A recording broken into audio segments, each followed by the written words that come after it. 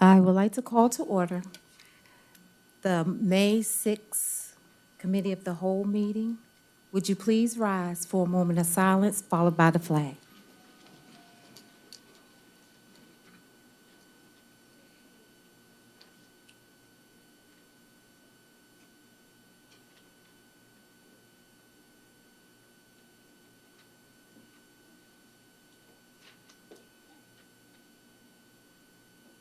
Amen. I pledge allegiance to the flag of the United States of America and to the republic for which it stands, one nation, under God, indivisible, with liberty and justice for all.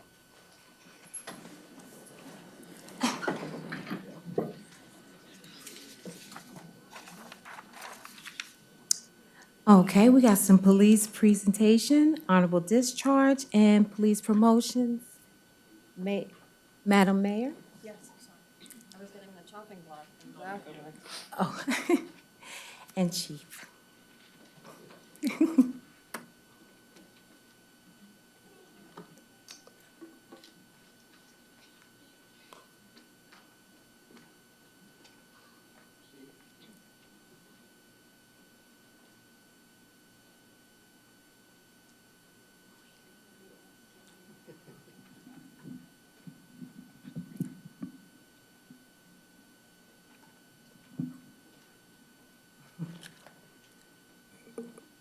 It is truly my distinct honor to award this honorable discharge to Sergeant Stephen L. Hatfield, who was honorably discharged from the Pottstown Police Department on the first day of May 2026. This certificate is awarded as a testimonial of 27 years of honest and faithful service. Congratulations, sir.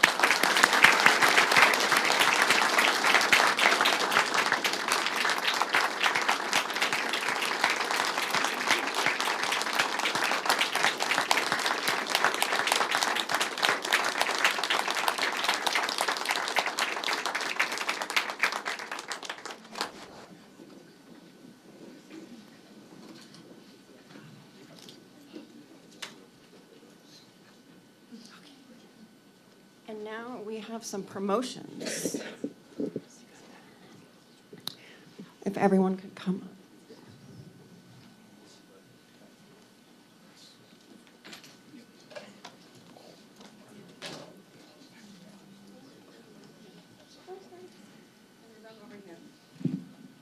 Is this better?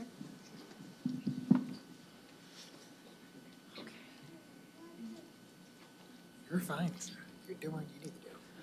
To all who shall see these presents, greetings. Know ye that reposing special trust and confidence in the fidelity and abilities of Zachary S. Robinson, we do appoint to the rank of sergeant in the Pottstown Police Department.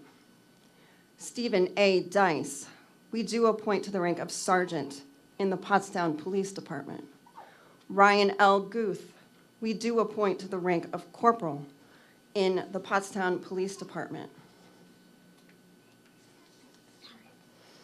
Andrew J. Liquinko, we do appoint to the rank of corporal in the Pottstown Police Department. Matthew R. Maciejewski. Well, no, I'm Polish. I practiced this too.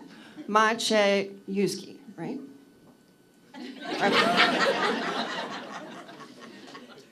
We do appoint to the rank of corporal in the Pottstown Police Department. To rank as such from the 20th day of April 2026, these appointees will therefore carefully and diligently discharge the duties of the grade to which appointed by doing and performing all manner of things thereunto pertaining. And we do strictly charge and require all persons of lesser grade to render obedience to appropriate orders. And these appointees are to observe and follow such orders and directions as may be given from time to time by supervisors acting according to the rules and regulations governing the discipline of the Pottstown Police Department, given under our hand and the seal of the Corporation of Headquarters, Pottstown Police Department, this 20th day of April, 2026.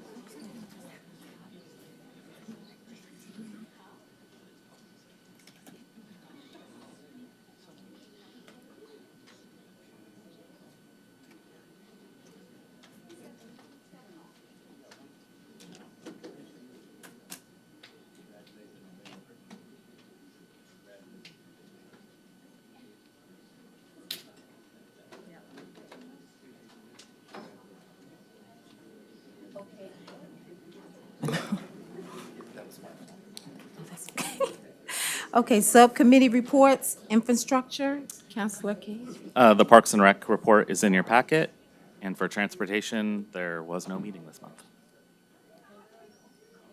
Okay, transportation, want to do that one too? No, there was no Oh, meeting no, this you month. just did it. Okay, I'm sorry. No, you're good. Okay, ordinance review committee? What we discussed, Mr. Hovey can elaborate later on in the agenda. Okay.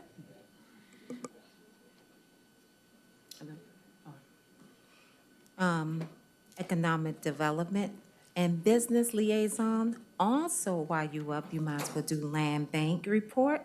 Peggy Lee Clark. Why, thank you. Okay. So I'll do land bank first, if we can switch them. Is that all right? That's fine. For you, Council President? Thank you. All right. Good evening, councilors, Madam Mayor. So land bank for the administration this month, we looked over the policies and procedures which are required by law for an annual review of the land bank.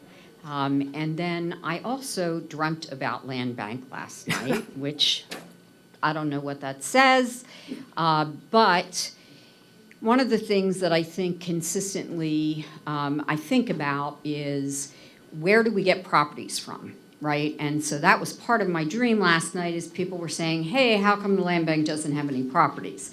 Well, the land bank is a tool, but it is not all encompassing. So the land bank does get properties from the judicial sale when they are available through the county sale, which for anybody's information, the next judicial sale for the county is scheduled August 20th, 2026. And if anything doesn't sell, then there is a continuation sale, which happens in December. Last year, there were a couple of properties that the land bank chose to go forward on, and before they went to judicial sale, they were pulled for a variety of reasons. Either they were not able to service the landowner of record, or the person came in and paid their debt. So it is a challenge. We don't see as many properties coming through that, but between now and August, if there is somebody that has a property, especially if you have inherited it and you really have no ties to Pottstown, if you would like to donate the property to the land bank, that is an option, and it is a way that the land bank does take properties. The land bank will not engage with any property that has federal liens, because that is a whole different animal that requires long times of getting a clean title. So that is my report of land bank. Okay. The second thing, so I'll go back to economic development. I'll put my economic development hat on. We are seeing in the real estate world the same things that I'm reporting in the last 3 months. Sale prices of commercial properties are ticking down slightly, We are also seeing that we are renting and selling properties that are less than 1,000 square feet. So smaller properties are definitely being picked up. There's a lot of people that are sitting on the sidelines. There still is a great amount of uncertainty in the economic environment. And with that, I want to show you a video. You may remember that we have a video on our website, which we had produced last year or a year and a half ago, called So Much More Than a Street. Those of you that know me know where that title comes from, being compared to another town that might be locally. And Pottstown has a lot of great assets, and there was so much that we could not include everything in that first video, where it would have been a, I don't know, an epic like Ben-Hur. So we are doing chapters now that are specific to certain things that are really add to just so much that we have here in the borough of Pottstown. This particular video is the first of a series, which is arts and culture. So, Zach, if you could play that.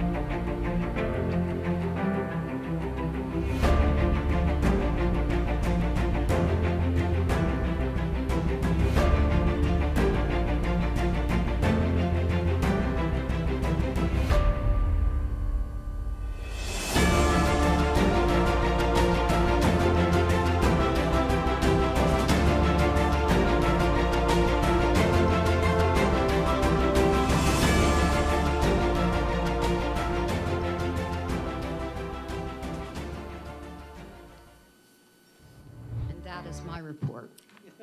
Thank you. I like that video. That was nice. Really nice. Thank you.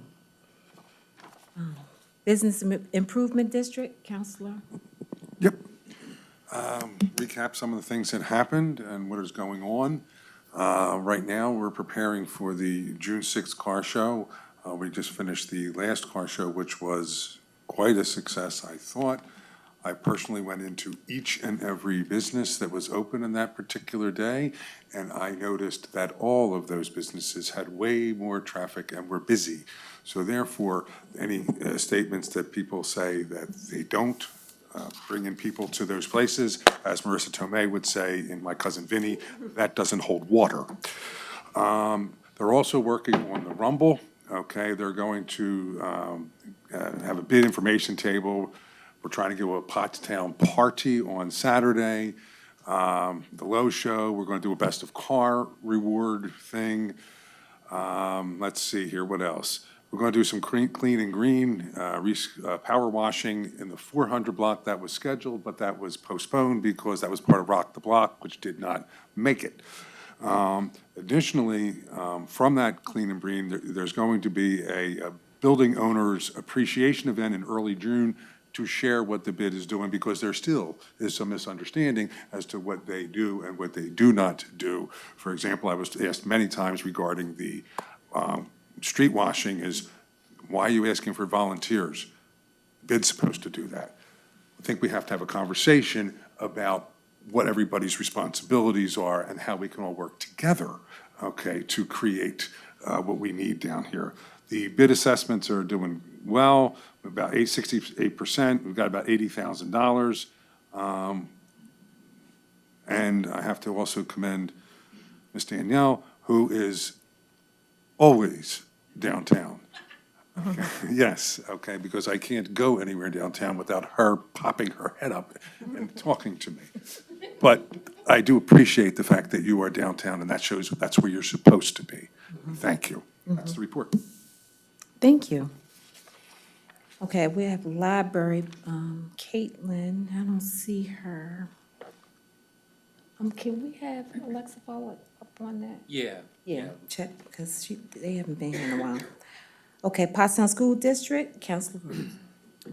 Okay, so I attended the school board meeting on April 16th. It started with the celebration of the teacher year.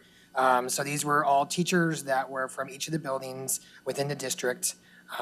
There were lots of tears and congratulations, and there was cake, and the cake was really good. The cake was made by the culinary group, at the culinary department at the school.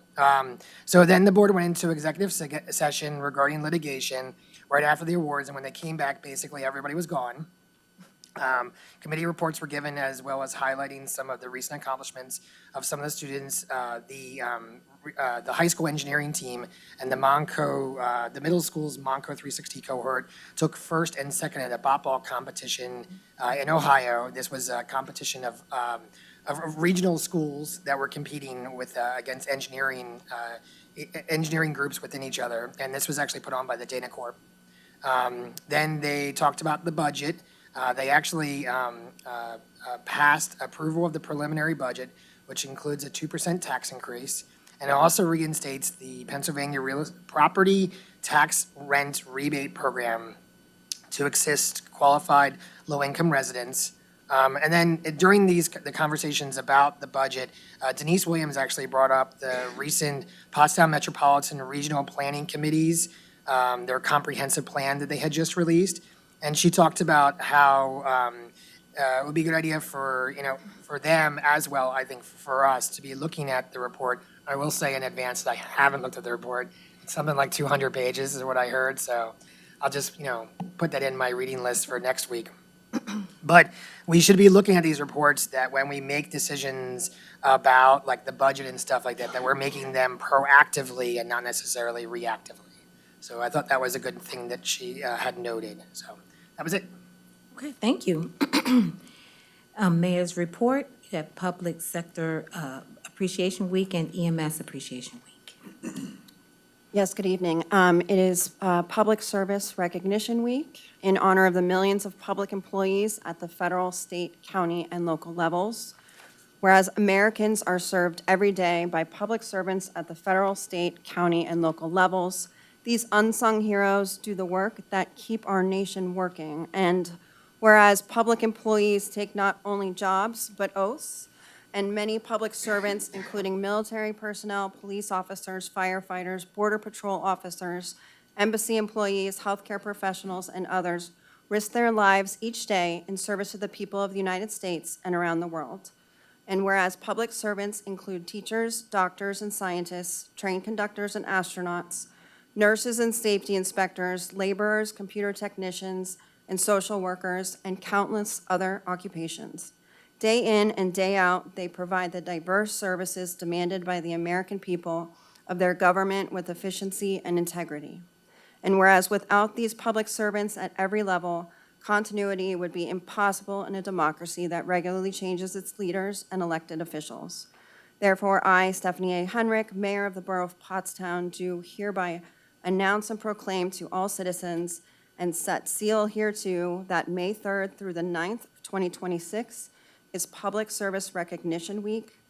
All citizens are encouraged to recognize the accomplishments and contributions of government employees at all levels, federal, state, county, and local. Okay. And then, I'm going to present that one, this one. Okay. Yes, ma'am.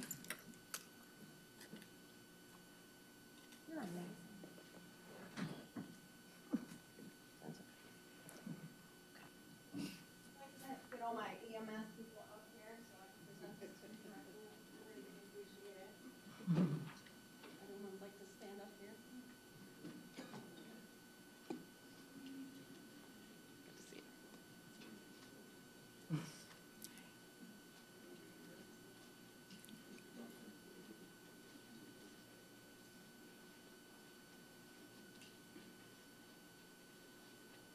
Please block me.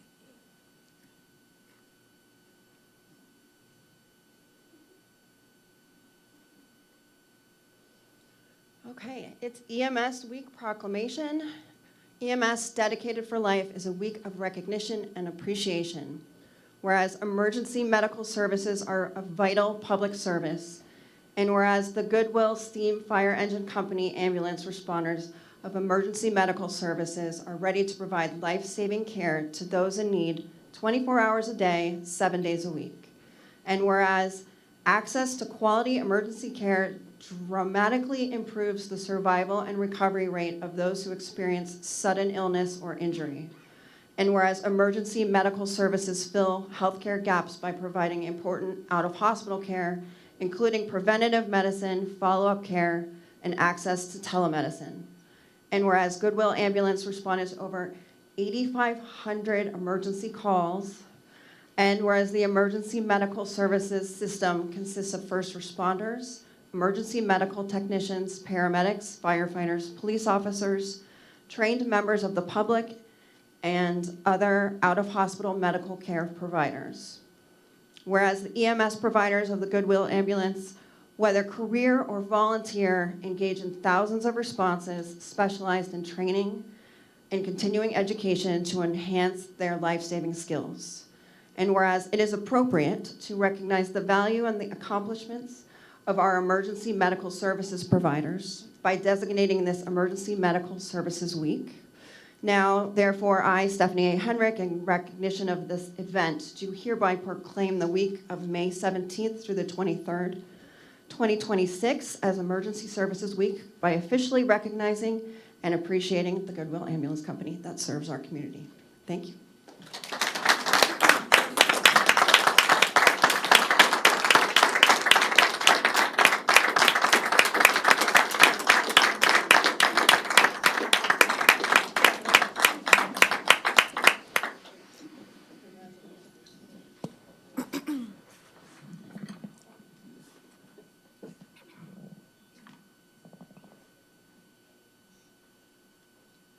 Thank you so much. We really appreciate everything that you do for our community. Absolutely.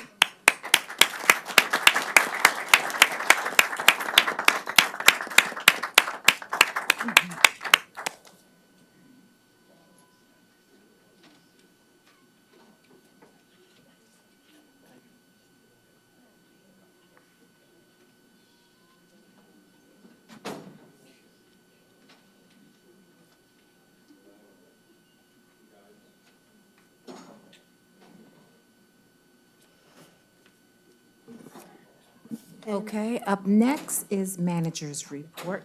Does she have someone? Yes, good evening, everyone. So, first up, I just want to let everyone know that the borough's award-winning Fall Leadership Academy is now open for enrollment on the borough website. So, if you haven't experienced before, I advise you to check it out. It's an immersive program that gives residents the opportunity to learn more about how the borough operates, interact with staff, and you'll also gain a better understanding of municipal services and decision-making. So, this program runs 1 day a week through 10 weeks in the fall. So any interested citizens that are want to learn more and participate in this, check out our webpage. It's featured under our news articles right now. Also, I'm pleased to report that the DEP has approved the authority's 2025 water quality report. So the testing results show that we are well below the maximum contaminant levels in all categories, with no violations reported. So the report is currently being mailed to the customers with their water bills and is also available on the borough's website. Just an update on parking. So a reminder that effective on June 16th, 2026, the Trinity lot number 6, will no longer operate as a public parking lot. So at that time, all metered parking and borough-issued parking passes will no longer be valid, and the lot will be privately owned and reserved for Trinity Reformed Church of Christ. So the borough previously had a lease agreement on that, which has since, will be terminated on that date. And we are in the process of sending out mailer notifications to all of our permit pass holders so that they know of the change. So America 250, obviously that's an exciting time for Pottstown, an exciting time for the country. It's going to get a little bit more exciting for us because we are actually going to be hosting the Union Pacific Big Boy steam locomotive.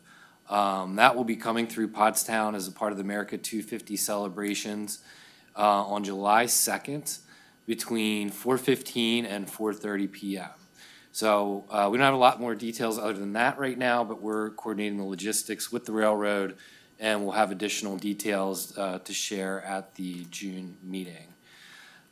In terms of upcoming work, PECO contractors will begin gas line replacement work on Berks and Walnut Streets starting on or after the week of May 11th. This work will take place on Burke Street between King and Elm, and then on Walnut Street between Burks and Ryan, Monday through Friday, 7 a.m. to 3:30 p.m. And again, this work is a part of an ongoing effort to replace underground piping to improve gas safety and gas service reliability. Also, we have another application from Best Route LLC. They're the mobile food market. They've operated for the past 2 years in 2024 and 2025 under a special approval from council. So they're asking to operate again for another 12 weeks at 3 locations within the borough, providing access to fresh food options. All sales will be on private property, and all food will be sold at market rate. So I believe council should have those conditions. So if there's any concerns or questions about it, let me know. But otherwise, that would be ready for your approval on Monday night. The 3 locations are going to be Wednesdays at the Tri-County Active Adult Center, Thursday, Tower Health Pottstown Hospital, and Friday, Beekeepers Cafe, 206 North Charlotte Street.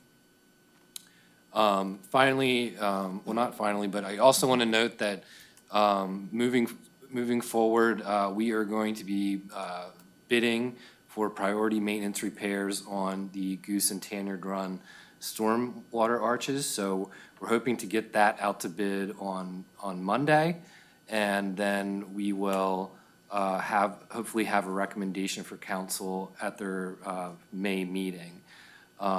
So this represents the first more kind of proactive, preventative arch repair project that we are conducting. Previously, we had always focused on repairing arches that had collapsed, but now we're actually coming up with a maintenance program where we're going to go in, we're going to shore up some of the undermining that has happened, repatch grout, to try to get ahead of some of these problems before they get worse and we actually have an arch failure. So we're in a pretty good position for that right now. With the grants that we've gotten, they've been able to address the arches that have already collapsed. So now we're moving on to our secondary areas, which is maintenance and also arches that are in a priority category underneath of major roadways. So we've made some good progress with that. And lastly, Most of you saw that we did put out a press release on a significant court-ordered fine of $62,000, $250, after a property remained in violation for at least 249 days. So the judge determined that in this case, it resulted in a $250 per day penalty. And I just want to let everyone know that we've been working with our legal team to come up with a new approach to some of these long-standing repeat offenders where we're using stronger outcome-driven legal measures to ensure that we get compliance. So, we believe that our residents deserve safe, well-maintained properties. Some of these are, right next door to them, right? And far too often, these violations are ignored, and we want everyone to understand that this prolonged non-compliance is not going to be tolerated. It will result in escalating enforcement actions and significant financial penalties, much like those that were imposed in this case. So we do encourage everyone to get in compliance as soon as possible, because we don't want to have to give out these kind of fines, but we have to if people aren't going to be responsible. And that concludes my report. Okay, thank you. We have a presentation from Simone Collins, Page Streetscape Plan. David. Yes, so good evening. This is David Bender from Simone Collins. So PAID was the recipient of a grant from the Department of Community and Economic Development at the state. And it was for the specific purpose of creating a streetscape plan. There is most of High Street, some of Hanover, the Southern Gateway, West High Street, and then a little bit of Circle of Progress.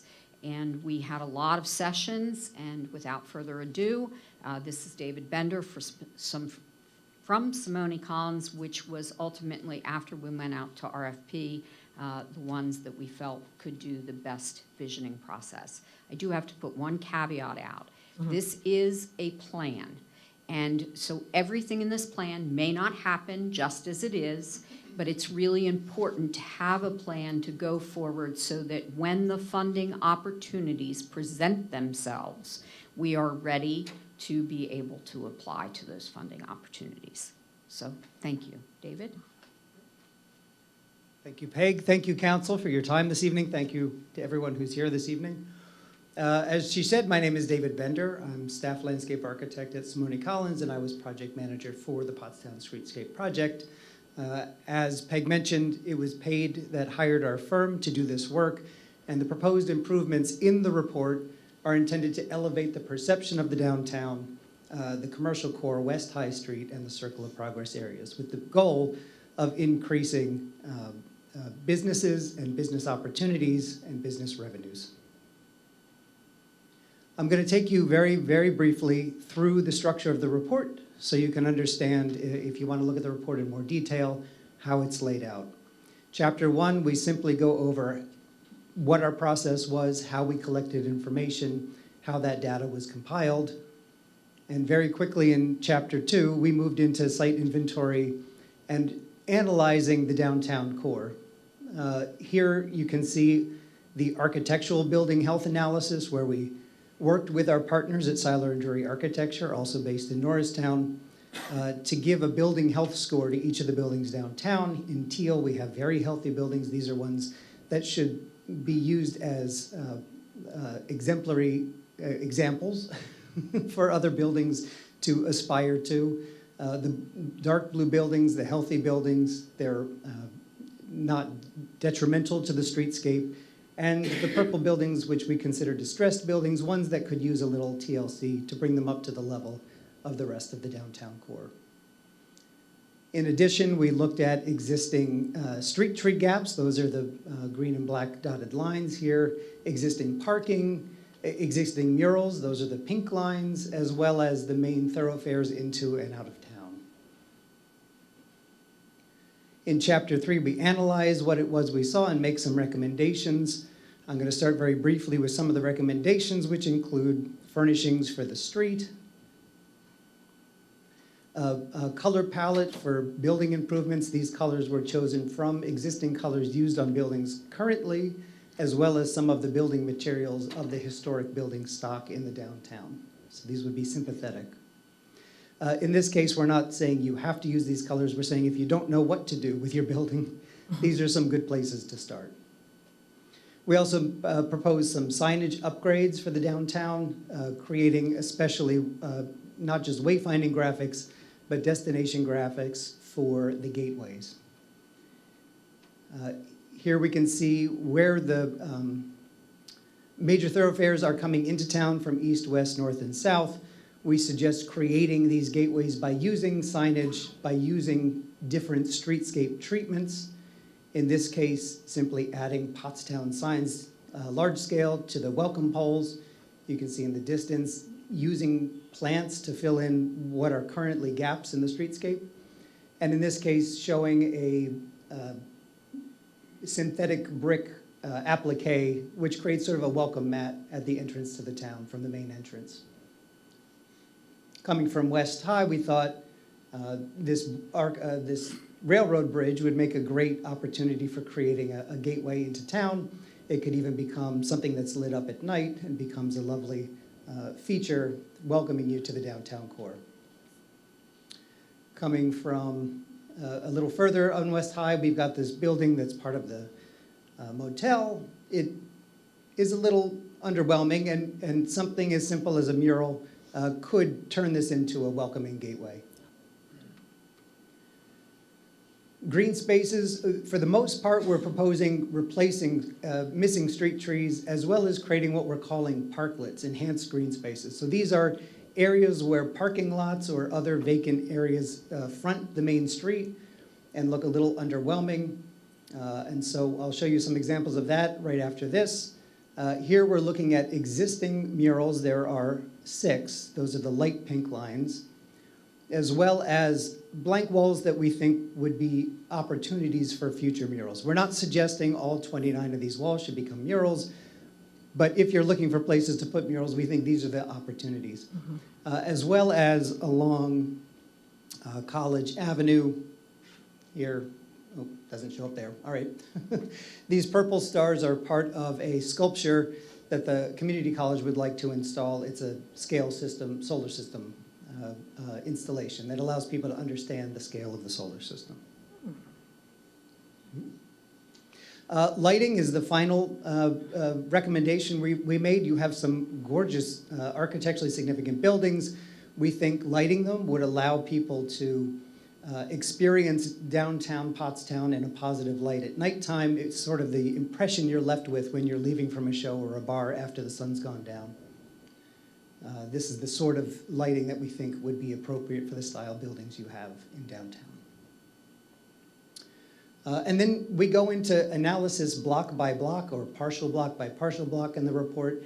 Here I'm just going to take a quick look at a section of King Street. You can see the buildings are all identified by number. You can see what their health score is. You can see where the existing street trees are with the dark trees, where the street trees need to be added, as well as improved crosswalks and mural opportunities. And then on the following pages, we've got written descriptions from our architect partners explaining the health of the building or proposed improvements to the buildings. The entire report is about 250 pages. It is worth diving into. There's a lot of great information in there.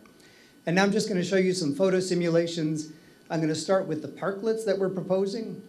In this case, the clock tower, we're trying to minimize the cost of renovations by maintaining the structure, but simply removing the glass panels and then planting it up with vines. In this case, we're proposing removing 4 of the parking spaces behind to increase the size of the green space that's available for the public and create more of a buffer between the street and the people. Here's another parking lot that opens up onto High Street with the simple addition of a low wall, some shrubs, some trees, and some benches. All of a sudden that parking lot fades into the background and the architecture of the street really has a chance to be the highlight.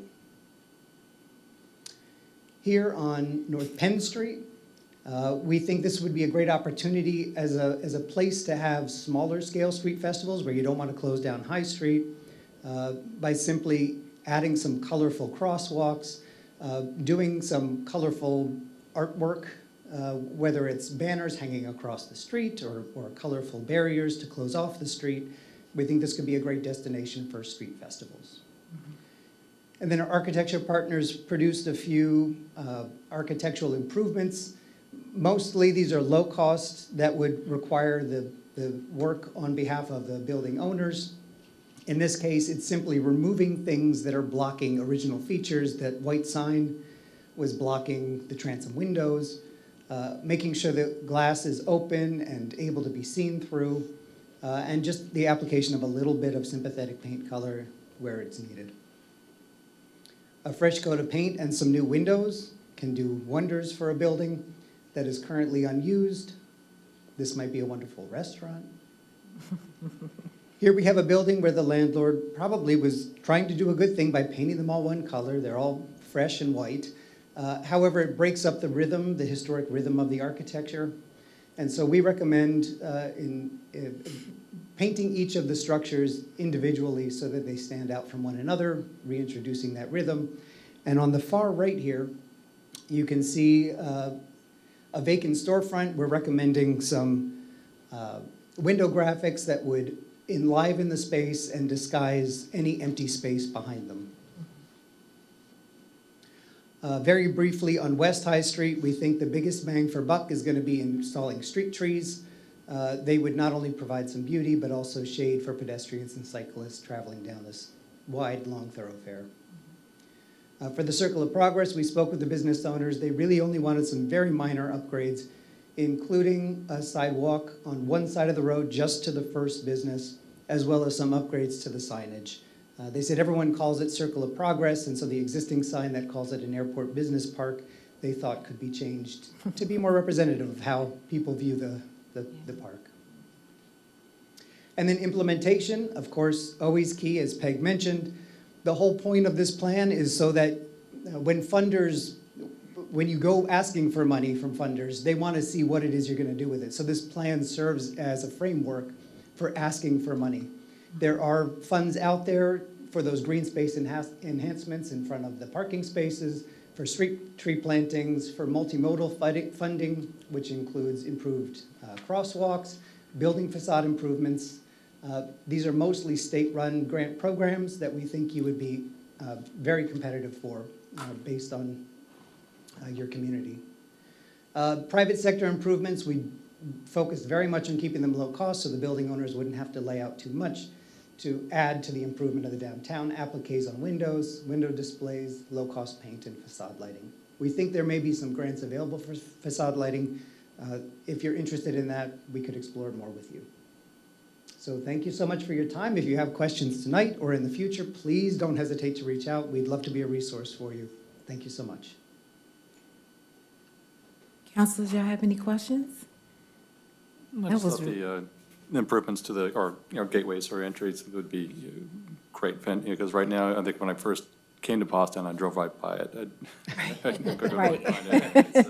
Of course, I mean, we've what, about 12 years ago, we got those, signs, welcome to Pottstown, that kind of tell us what's going on in town, but, they're showing 12 years, I would say, so we had some improvements. They have a lifespan, yeah, exactly.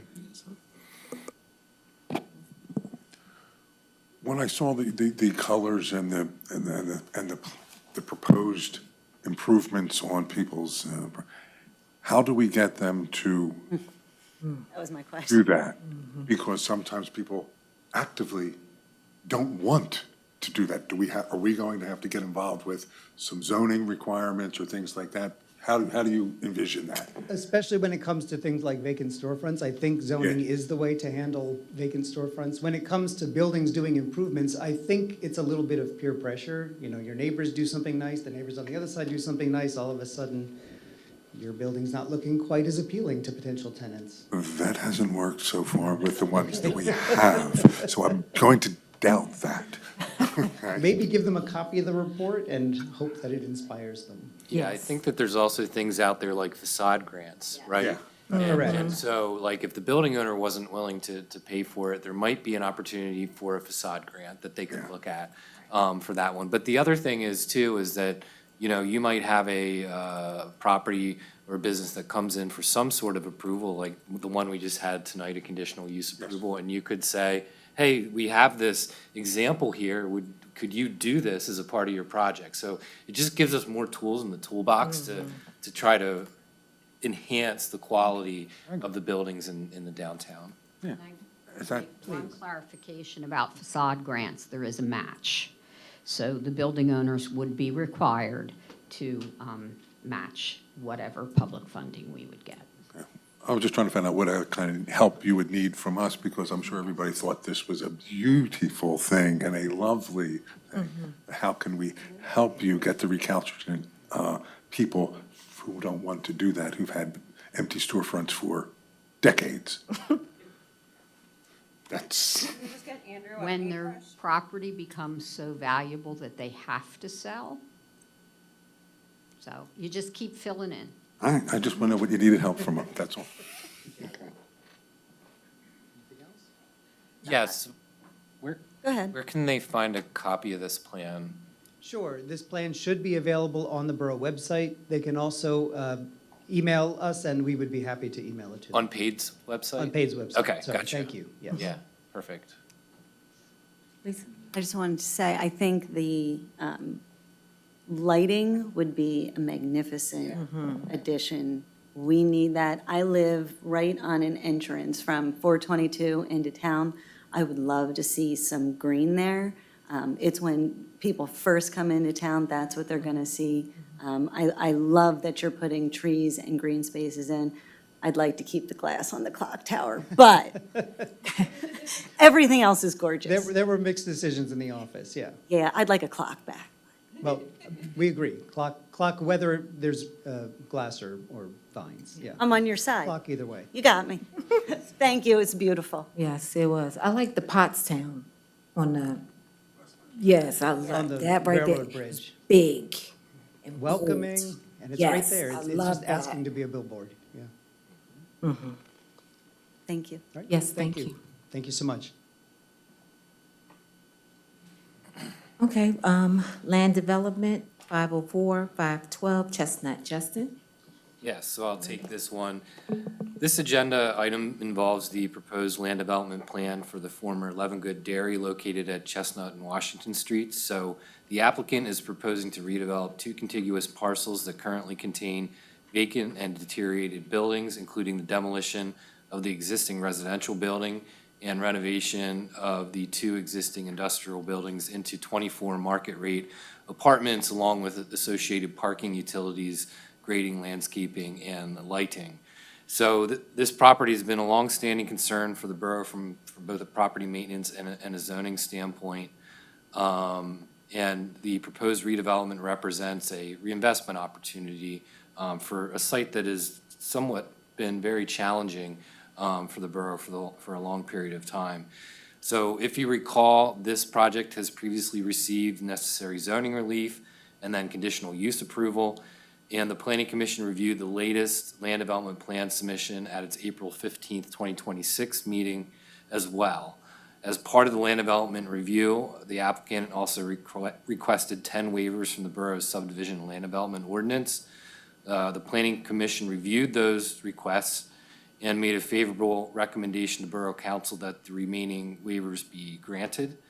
Many of the requested waivers, I think you'll find, are usually typical and not out of the ordinary for redevelopment projects of this nature, particularly where the applicant is working within the constraints of an existing and developed site.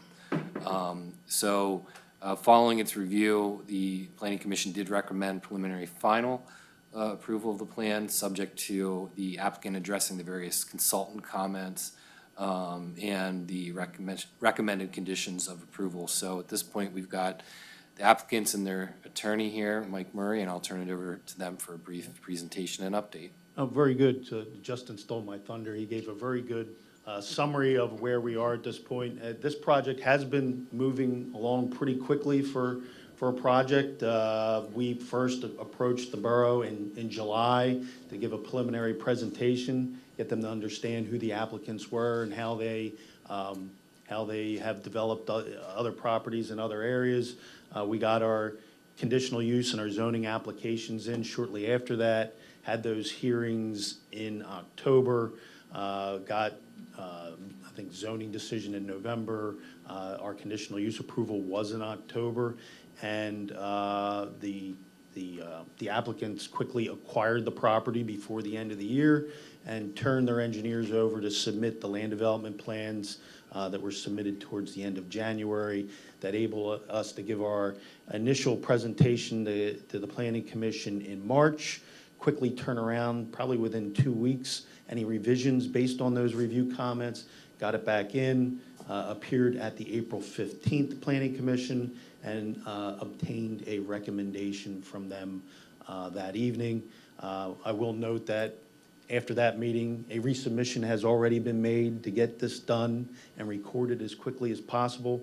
The applicant has already submitted their demolition permits. They've submitted their building permits. They're ready to go once this thing finally gets approved, and it's on us to get it recorded as quick as possible so they can get it under construction and make it a viable project here in the borough again as quickly as possible.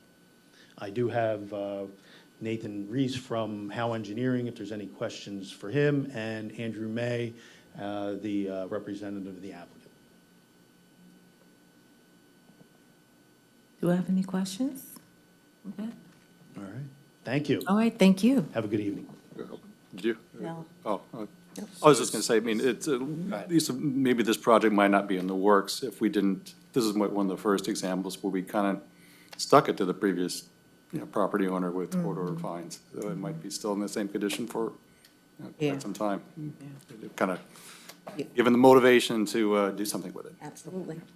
Yeah, so this was a good case study for the new approach we're taking to be more strict with our legal remedies that we're seeking for these. So, this property had sat vacant for a long time, and the borough was successful in the Court of Common Pleas to get two $15,000 judgments placed on this property for zoning and use violations that were associated.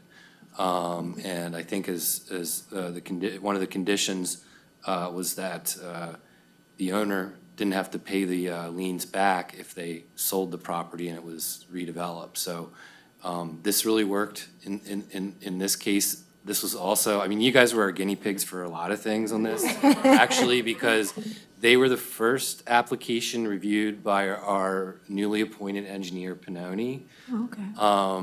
And 2 to 3 months to get through planning commission, that's great. I give the new engineer a thumbs up. Yeah. They thoroughly reviewing and move quickly. They understand time is money and helping things get through quickly. So I Well, appreciate that's it. good. That's good. All right. So unless there's any other questions, as far as next steps, council should now be in a position to consider taking action on the preliminary final land development plan and the waivers requested from the subdivision and land development at its regular meeting on Monday night. And just as a reminder, any approval will be subject to the applicant complying with the outstanding consultant review comments. And as always, if anyone has any questions, please feel free to reach out to me in the meantime. Thanks. Thank All you. right, thank you. Okay, zoning, 415 Rosedale and 1301 Wilson Street. That's Wincroft School. Matt? Yeah, thank you, President Lindsay. The Wincroft School has filed an application to the Zoning Hearing Board concerning these two properties. They're proposing to install 4 pole signs, each 12 feet in height along Wilson Street. Each pole sign will display 2 flag or banner signs. In order for them to do this, they're requesting 3 variances. The first would be that these pole signs are not permitted in the neighborhood residential district, so it'd be a variance to allow them. The maximum permitted height is 6 feet, so they're seeking a variance for it to be 12 feet. And then the zoning ordinance only allows 1 sign per street, so the third variance would be to allow the 4 pole signs. You should have a detailed guidance email in your inbox on this. Additionally, we can discuss this in executive session this evening. It'll be listed Monday night for consideration of potential action. And also between now and then, I am going to try to reach out to the applicant's attorney. It is not clear from the plans precisely where they're proposing the pole signs. The borough does have right-of-way along Wilson Street, and we want to verify whether that's proposed within the right-of-way or outside of the right-of-way. So I can update you with that on Monday. Okay, and while I have you, is that the zoning 415, is that the same right here? Oh, no, that's 415 East High Street, so. Yeah, for this one, the applicant has filed a zoning appeal related to the zoning officer's determination for this property. Again, you should have detailed guidance in your inbox, but essentially the applicant is seeking to use the property for a neighborhood convenience store. Per the zoning ordinance, a new neighborhood convenience store cannot be located within 1,200 feet of an existing neighborhood convenience store, hookah bar, or tobacco store and smoke shop. The zoning officer determined that there is one of those uses within 1,200 feet, so it is not permitted, and the applicants are appealing that decision, again asserting that the zoning officer made an error. This will be listed for Monday night for consideration, and both of these applications are scheduled for a hearing later this month. Okay, and while I still have you, you got the Sawdo Amendment notary blocks on records plans. Yep, this one too, you should have an email from me.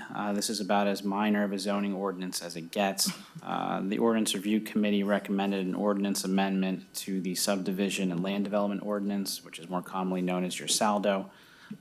When land development plans, like for the project we just talked about, finally get approved, they're required to be recorded with the Recorder of Deeds. The SALDO has certain requirements as far as what needs to be on the plan. One is that the plan needs to be notarized. For reasons that aren't totally clear, the Recorder of Deeds has taken an issue with the notary block that we require. So they're requesting that we change some of the language. This ordinance amendment will just match up with what Recorder of Deeds is requiring. We'll list this for Monday night on the consent agenda. If there's any objection, your next step is just going to be authorizing the advertisement of the ordinance and the scheduling of a hearing, and this would likely return to you then in July. Okay, and then we have zoning ordinance amendment, similar use catch-all. Yeah, this one, again, you should have a detailed guidance email in your inbox. I'll just give a brief overview for the public. When it comes to zoning, under the law, a municipality typically needs to provide for the entire universe of ways that a property can be used, meaning that you can't just say, we don't like this particular use, we completely prohibit it from Pottstown. The municipality's planning code, which is the state law that sets up zoning, has an exception that a region can work together to develop regional planning and regional zoning. And so under that provision, if there are municipalities that join together, they develop a comprehensive regional plan like you have, and then the municipalities adopt zoning ordinances that are consistent with that plan. You've got to provide for the entire universe of uses within the entire region. So not every use has to be permitted within every municipality, as long as those prohibitions are consistent with what the regional plan calls for. You are a member of the Pottstown Regional Plan, and you enjoy those protections. In looking at the ordinance, however, most of the zoning districts have what I would call a catch-all. They allow biconditional uses of the same general character as those listed in the district with the same lesser or lesser impact on the community as determined by Borough Council. Essentially what that does is it kind of undermines the benefit of being part of a region, because again, if there are particular uses that are zoned to other municipalities because it makes sense there, potentially someone could still come and seek to use a property here in Pottstown in that manner, even though it's been determined that it's better off somewhere else. So what Ordinance Review Committee is proposing is that you eliminate that catch-all from some of the districts, which I will go over. And essentially, the door right now is wide open. By removing this catch-all, you're not slamming the door shut on new uses, but you're narrowing it, which gives more opportunity to adapt as new things come up in the next 5, 10, 15 years that we haven't even thought of. As far as the ordinance itself, proposes to eliminate the catch-all from neighborhood business, downtown gateway, gateway east and west, flex office, highway business, and the Kime Street Gateway Overlay District. You can take some time to digest this. We can list it for Monday evening for discussion. If you want to proceed, the next step would be similar to the saldo. You would authorize the advertisement of the ordinance amendment, the scheduling of a hearing, and then this would likely return back to you in July for you to decide whether or not you want to adopt it. Does anyone have any questions? Okay, any objection to listing this on the consent calendar? All right. Seeing none, we'll put it on the consent calendar, and again, if anyone changes their mind Monday night, we can move it to new business. Okay, thank you, Matt. Okay, release and hold harmless, 104 Wilson Street, Justin. Yes, so this is the location of Tornetta's Pizza, and what they would like to do is install shade sails over their existing outdoor patio. So they'd like to install 3 poles approximately 9 feet high, 7 feet behind the curb line, which is still technically in the borough's right of way. So installing the poles further back was looked at, but it would impede into their patio area. So basically, the poles would be located in the mulch bed just right behind the sidewalk. So staff has reviewed this request and we're comfortable recommending approval, provided that the necessary release and hold harmless is executed by the applicant, which is the typical process that we follow for allowing private improvements in a borough right away, such as fences or walls, and this would really be no different. Can I ask a question? Does it like impact visibility in any way? Because I drive that intersection every day and it's a hot mess as it is. Yeah. So it doesn't like, because I'm Yeah. thinking when you're coming up and you're gonna make a right and you're looking up, you can see past their patio, but if their patio is now covered with, the umbrellas, not that I want to shoot that idea down because I think it's a great idea, but does that, impede visibility? Yeah, so as a part of this, it would be reviewed subject to approval of the staff. So I've already asked Public Works to go out and take a look at the site visibility issues. I don't know whether you've had a chance to do that or not yet, but we can do that. And Do you have any idea like how big the umbrellas are gonna be? yeah, they're Patio coverage or whatever they, I don't have that right in front of me right now. It's something I could get to you. I know it'll be 3 poles, 9 feet high. So I assume that those 3 poles would be one sail, pretty getting up there. one sail that would cover that whole area or part of that area. So if there aren't any other questions, we can plan to list this on the consent agenda for Monday. Police vehicle bid? Yes, we have 3 police vehicles that are sold on Municipid. So the bidding was closed on May 4th, 2026, and the winning bidders are listed in the agenda attachment and are recommended for approval on Monday night. Okay, and while I have you, People Parks and Community Foundation grant, Pollard Park Playground. Yes, so this grant's being sought in conjunction with the grant funding already secured to remediate the site. And this grant would be another grant on top of that to conduct finished park improvements. So Parks and Recreation would like to apply for a $30,000 grant to replace the existing playground at Pollock Park, which the current one is not able to be salvaged and is outdated from a safety standpoint. But we couldn't keep it anyway after the environmental remediation. So we'd like approval for that on Monday night. Unless there's any concerns, we can list that on the consent agenda as well. Okay, and while I have you, 2026 fee schedule adjustment tax certification fee. Yeah, so recently, our finance director did an in-depth review of some of our fees, and this one came up where we were not as competitive as we should be to the market. In fact, we were significantly below some of our peers.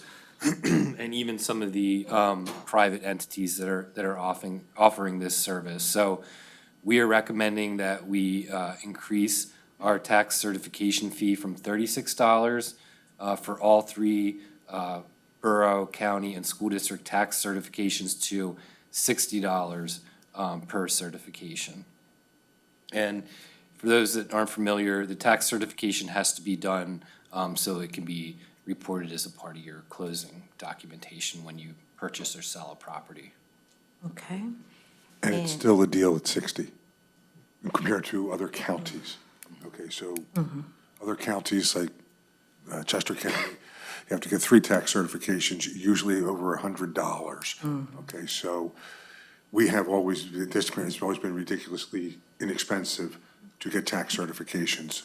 Okay, and those tax certifications are paid by the seller of a property to make sure that the taxes are paid up. But it's a deal. Okay, we got Robert's Rule of Order Amendment Consent Agenda. Matt? Yeah, thank you. As you know, we've been experimenting for most of this year so far with the use of the consent agenda. The feedback I think we've received is that it's been resoundingly supported in making the meetings more efficient while also maintaining transparency. The rules themselves, however, I handed out ahead of tonight's meeting. You should have at your place a copy of your meeting rules. At some point, we need to update those meeting rules to formally include the consent calendar and explain what it is. The rules require that you provide notice to all counselors at least 25 days before the rule change. So the plan is in the next day or two, I will get you proposed revisions to the rules to incorporate the consent calendar. And on Monday evening, you would just authorize the advertisement of the rules for this to formally be adopted at the June meeting. That said, since we are opening up and looking at the rules, if there's anything else anyone would like to discuss, please let us know, and, that can also be up for debate on Monday evening. So, again, be on your lookout for proposed rule changes, the proposed rule change, and we'll list this for you for new business for Monday night. Okay. Very well so far. I agree. Okay, street closure request, soapbox derby, Pottstown soapbox derby race. That's June 19th and 20th, 2026. Justin. Yes, so this will be the closure of Wilson between State Street and Farmington Avenue from 6 a.m. to 6 p.m. They are asking for a rain date of June 21st. Okay, you might as well do the next one, the street closure. All right, the street closure for the Patriotic 5K. This is through Pottstown Parks and Rec. We do this one every year. This is a rolling closure of Beach Street between Adams and Grant to head east to through Beach, High, York, Chestnut, and Grant. This closure will be from 7:30 a.m. to 9:15 a.m. And while I have you, might as well do the street closure for Red Horse. So this is an update to a application that you had already approved previously. The applicant has since, or the application has since been amended and resubmitted by the organizers to now request closure of public parking lot number 2 at East High and Charlotte Street from 1 p.m. to 9 p.m. during the event. The organizers intend to utilize the lot to consolidate food vendors at this location. Okay, and upcoming board vacancies. We got Harb, 1 vacant, 5-year term to expire April 1st, 2027. And Planning Commission, alternate, 1 initial term to expire December 31st, 2029. Okay, Justin, comments from citizens present? All right, first up, we have Johnny Corson, please. And just a reminder, everyone has 5 minutes to speak, and we typically do not respond during public comment, but we'll get back to you afterwards. Good evening, everyone. Johnny Corson, President of Pottstown NAACP. I'm going to start out with this Executive Order 9981. This has to do, we're talking about hometown heroes. I'll get to that. In 1948, NAACP Executive Secretary Walter White, alongside with A. Philip Randolph, pressured President Truman to sign the 1948 order that mandated equality of treatment and opportunity in armed forces. NAACP has fought for black veterans who were denied the GI Bill benefits, faced medical discrimination, or treated unequally. Even through all that, the Army was the last branch of the service around 1954 to integrate their units. And military service is defined by duty and sacrifice, not race.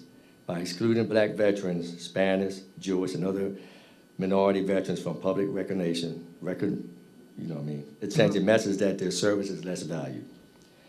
And I say that to say this, that we must remember that black soldiers have fought in every American conflict, often defending freedoms overseas that they were denied at home. And it seems that, remember I said, it seems that here in Pottstown, that black veterans and other minorities are being denied or ignored. And I say that with the Hometown Heroes banner. I'd like to thank the Elks, Lodge 814, Colonel Joe Brown, and Mr. Bobby Brown, Robert Brown, for pushing for the banners and also for minority representation. It's been brought to my attention, and excuse me, community of Pottstown, I thought this matter was taken care of, but apparently it's not. They have been coming to council, or coming to the Borough Hall, asking to get their banners put up, represent minorities. You guys represent a diverse community. And when you just walk up High Street, again, it seems, and you just see white hometown heroes up on the poles and no minority representation, it sends a bad message. Now, I'm not saying that it was done intentionally. I'm not going to say that publicly, but it was done intentionally, but it just doesn't look right. Mr. Brown has been contacted Borough Hall, and he was told to go see the Elks. He went to the Elks said, you got to go see Borough Hall. Then they said, go back to the Elks. Now, I was told that my friend, Johnny Johnson, his wife, called down here last year to get her husband recognized. She was told, go see the Elks. The Elks said, well, we're waiting for approval from the borough. So they told her to call back. She called back to the lodge, and they said the same thing, wait for approval from the borough. So I'm asking council, is there any way that we can get minority representation up on the polls? In Upper Marion, they have veterans on polls, 2 veterans, one on each side of the poll. I don't know why we can't do that here. And I think it's an easy fix, that you guys can vote on this. We have Peggy Lee Clark here. She has the I Like Pottstown, Pick Pottstown banners up. I'm sure if we would have reached out to Peggy, somebody reached out to Peggy and said, hey, Peggy, you mind if we take a couple of the banners down? We want to put some hometown hero banners up that reflect our community. We have Hobart's Run has banners. I'm sure we reached out to them because you already had the brackets in place. So I'm asking council, is there any way that you guys can look at this issue and by Memorial Day, because banners, hometown hero banners are being made up as I speak, and they're going to be presented here, and they're going to be asked and they be put up by Memorial Day. Because it's not fair that, you can work with the Daughters of the American Revolution and you have polls set aside for them, if I'm correct. And if them polls aren't being used, then you're going to wait till after the 250th anniversary of this country. That's not fair to march up and down this street.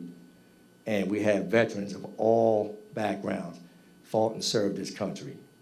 So is there any way that we can get this done? I'm asking, and you don't have to answer tonight. If you want to answer tonight, I would appreciate that. But if not, please, within the next week. Because right now there's people who are pushing to have minority representation put up on the polls by Memorial Day. Thank you very much. Johnny Corson. Thank you. Next up is Peggy Lee Clark.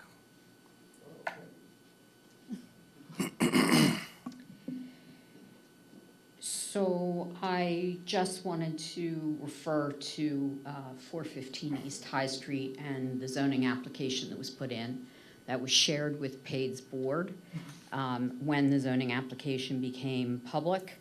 And out of the 14 board members, there are 12 objecting to that project at 415 East High Street, 1 no vote and 1 abstention. And our reasoning is because of the fact that that is already a distressed block We're all very aware of that. There is already a trash problem on that block. I'm not saying that business wouldn't be responsible, but what has shown historically, the bid now is paying for sidewalk cleaning, and it's certainly one of the more challenging blocks. So PAID will be registering its objection at the zoning hearing. Thank you. Thank you. Next up, Denise Williams, please.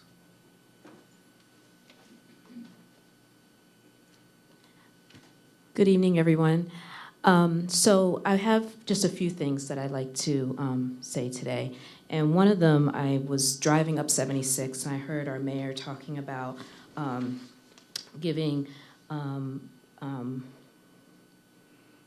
the Public Sector Appreciation Week, and including our elected officials and those of us in service. And I do want to make sure that as a public citizen, as elected official, and all the above, I also think that we should take in note the people that are doing work, such as Danielle, such as Johnny Corson, such as even our police chief and the others, Michael, even is it Gus? My PB. Yeah, that's right. I got to get it right because I'm on. Okay, Gus. But I think that it's important that as a community we see that we may not agree how to get there, but we are in agreement that change needs to happen.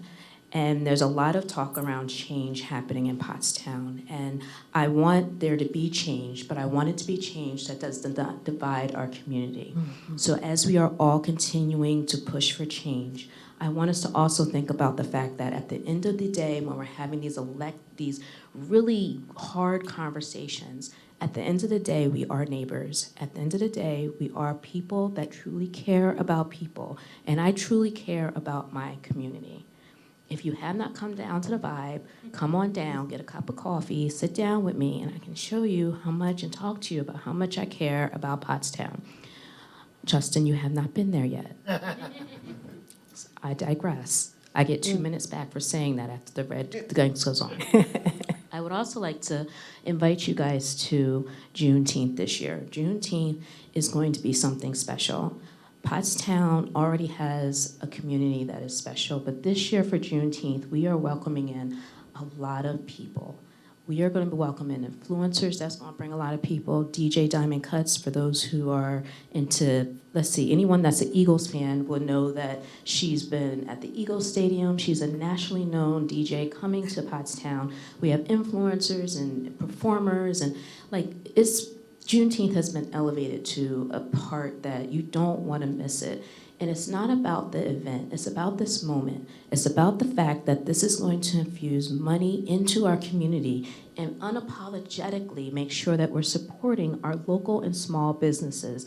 We are intentionally making sure that we're bringing the money and putting it back into our economic development piece. Does everyone understand that? Okay. So besides the fact that it's a good time, we're also making sure that we are building up our community. Some people have said that when they vend at Juneteenth, it is the biggest amount of money that their family has received for their business.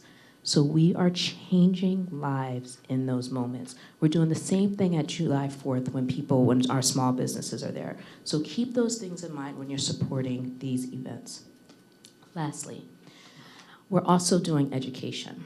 So when we are talking about Juneteenth, this year we're going to give out $1,000 scholarships to 7 students. If I'm able to raise more, hence there is still room for sponsorship. I see money in the room. Somebody's looking like money. If you are still looking to sponsor, if we can get more, we want to be able to give 13, 14 students $1,000 coming from their community. Not coming from other locations, coming from us saying, we support you. We support your educational journey and we want you to be successful. So I probably went over my time, I'm almost there, but I just want to say thank you to everybody. I want to say make sure that you come out June 13th. June 19th, I want to say thank you for everything that you do. Johnny, you stepped out when I said your name. I'm saying it again, so I'm going to make sure you hear it. I said thank you for what you do for our community, because we may not agree, and I say it again, we may not agree on how to get there, but we agree that change needs to happen. And all of us as elected officials, we really need to make sure that we're looking at it through that lens of what is best for our community.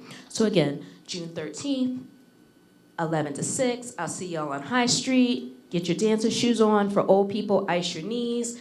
June 19th is the gala. I love you, Pottstown. And that's what I leave you with. Thank you. Thank you. That concludes public comment.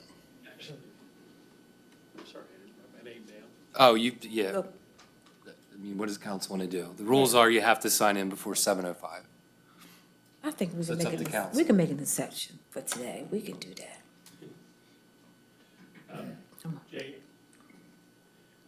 James Durr, 343 Rosedale Drive. The primary thing is the 415 Rosedale and 1301 Wilson Street. Looking at the application that they submitted, couldn't really figure out exactly what they're doing, other than wanted to put in large poles and banners. And, you know, I talked with neighbors and looked at it and said, why? What are they trying to do? That is the side entrance of the school, and 1301 is a former residence, which they used as an office for a while, then they used it as the headmistress's home. The main school is along Rosedale Drive. That's an area which is dominated by the school, as opposed to being primarily neighborhood. So the idea of the banners there is not supported by the people who have to look at it every day. And I guess they didn't consider it important enough to come here and clarify just what they were looking to do either. So I think that's a pretty strong reflection. So that was the primary point of business to come here for tonight. Thank you. Thank you. That concludes public comment. Okay, counselors, general discussion. Ryan, I'm gonna start with you. Sure. It was a little brisk on Sunday, but we had a good time at the powwow. It's always a great event for that. And then, although I was disappointed that the Rocket Block was, canceled due to the rain. Too. I thought, when we try to get take a closer look at the trash situation, we started more of a clean slate to kind of figure out where the problem properties are, what are producing. That would be better, but, although, there's a couple streets that I regularly call in through our online portal. There's issues, and I was expecting to be a disaster again today. When I walked by, actually, it was not so bad. I'm not sure if Keith has hit it a little harder for us, or maybe they're catching on. Either way, I thought it was a win. All right, Lisa, what you got? I have two things. One thing I wrote down so I could say what I need to say and leave it at that. I just want to talk about the church cleanup for a moment. That, to me, it is unacceptable on a project that's this important to the public, that a situation where the borough applied conditions of approval and the applicant agreed to them, that those conditions by the zoning hearing board, why they would rewrite them and make those conditions much harder to enforce. And if I'm not mistaken, and somebody correct me if I'm wrong, this is not the first time, and it was a similar situation with the Days Inn, and it shouldn't happen. That's all I have to say about that. The last thing I have to say is go Flyers. That's okay. Thank you. Ray, what you got? Well, I first want to apologize for being late tonight. I'm sorry, I did not read my start time correctly, so I do apologize. Huh? Don't point Well, at I take ownership for my mistakes because I make many mistakes, so I'm always taking ownership for them. So that's my first thing. The second thing is went down to the car show on Saturday night. Now the weather is getting nicer. It's great to walk around town. I walked around town with my older son, and he's a history and architecture nut, and he loves our town just for all the little nooks and crannies and strange things that are on the, he's like, why does that have that? And I'm like, that's a really good question, you know? So it's just, I just, you know, I enjoy, I mean, I run through town as it is, but I like to then be able to walk through town Yeah. and just kind of take in, and it just feels good to be like boots on the ground, just, you know, walking around town and stopping by different shops. And I do love seeing, you know, people in town that are, you know, visiting the, you know, things just checking out. I've been to the Vibe twice now. I should be acknowledged for that, but Hey. obviously. And I did mention you actually earlier today. Yeah, so, sorry. I got your back. All right, that's it. Thank you. Andrew? No, I got nothing tonight. Go for it. I said Andrew. The only thing I want to talk about, June 13th, okay, which is that's not yours, Denise. Okay, it is, it's, Edgewood is having one of their living history tours. And it'll be at 1 o'clock, 2 o'clock, and 3 o'clock. And what they do is, and this tour is going to be about, I believe, performers that are interred there, okay? Circus performers, theatrical performers, and tell a story there. It is one of the few ways, other than begging, that these Edgewood tries to raise money. So if you could patronize that, that would be great. And then after you patronize that, go down and get some ice cream at the Vibe. Okay. You know I love that place, correct? All right, cool. Thanks. Okay. Joe, do you have anything? Okay. How about you? Nothing? Okay, both of y'all have nothing? Well, Saturday, I wasn't in town, so I missed the car show. My daughter's husband gave her 4 tickets to see The Lion King on Broadway. So we took the train, and my son and his friend, they like 6'2", and my daughter's 5'9", and I'm 5'4". So imagine, we're walking in New York, and you walk. When you're in New York, you're not strolling like you do in Pottstown. You gotta walk, okay? So I kept running. So they said, why are you running? I said, because I have my legs are smaller than y'all. So I get big one, I take 2 to their 1.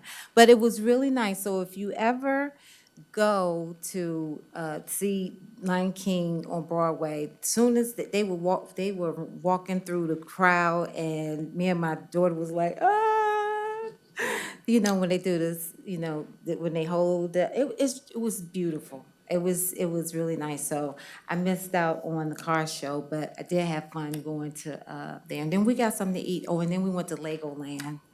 And my son had to get all these Legos and stuff. He's 34, so I don't understand, but it's okay. He didn't play with them when he was younger. You know where they were at? On the floor, and guess what happened? I stepped on them. You know how that felt when your feet. But anyway, so Madam Mayor, what you got? Just briefly, this last weekend was fantastic, as Pottstown always does. Love to cram everything into one weekend to bring in the new month. It was fabulous. From the powwow, I went to the Mayfair at the Colonial Manor. We had the car show. I went to that as well. I visited the new speakeasy in the cigar lounge. That was very cool. And then we had the goat races on Sunday, and I would like to congratulate Ginger for winning, and it is now I think it's the Ginger Maybach of the year. So congratulations, Ginger. Congratulations, Ginger. She beat Dirty Steve, so Good job, Ginger. good times was had by all. And Joe Cerisi actually raced this year, which was very cool. Oh, I seen the little video on Facebook. So Matt, do you have anything that you want to talk about? Anything? Just executive sessions to announce. No, that's not fun. We'll have executive session afterwards to potentially discuss the 2 zoning decisions from last month, the 2 zoning applications on tonight's agenda, and a matter of personnel. Okay, we just supposed to say, oh, we did that.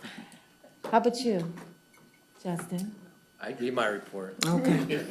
All right, well, I guess that's it, because they want to go to this executive session. So meeting adjourned. Thank you, guys.